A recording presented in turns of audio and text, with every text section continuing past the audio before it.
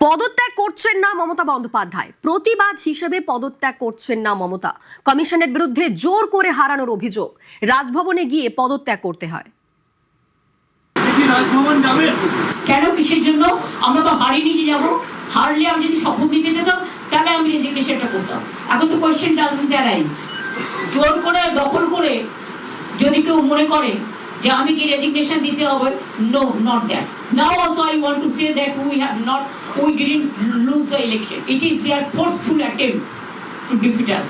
Officially they may, through election commission, can defeat us. But morally I am telling you that we won the election. পদত্যাগ করছেন না মমতা, তো BJP বিধায়ক দিলীপ ঘোষের। দু একদিনের মধ্যে ক্ষমতার নেশা কেটে গেলে চুপচাপ কালীঘাট চলে যাবে। এ পুরোনো অভ্যাস ওনার। পাবলিক গলা ধাক্কা দিয়েছে, এখন কোথায় থাকবে না।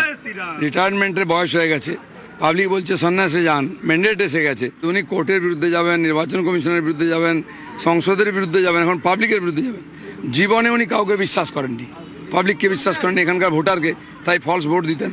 পুলিশকে বিশ্বাস করতেন না, আর পার্টি লোককে বিশ্বাস করতেন না, এখন পাবলিক ওনাকে বিশ্বাস করেনি। পদত্যাগ না করলে সাংবিধানিক সংকট, সমস্যা নেই বলে মত অবসরপ্রাপ্ত বিচারপতির।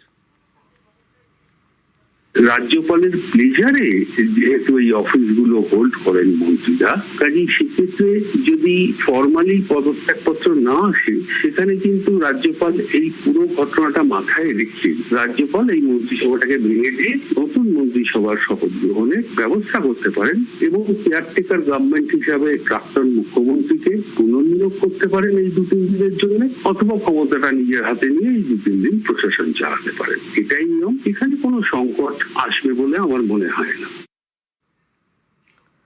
বিধানসভার মেয়াদ শেষে রাষ্ট্রপতি শাসন, নয়া সরকারের শপথে বাধা থাকবে না, মত প্রাক্তন রাজ্যপাল তথাগত রায়ের।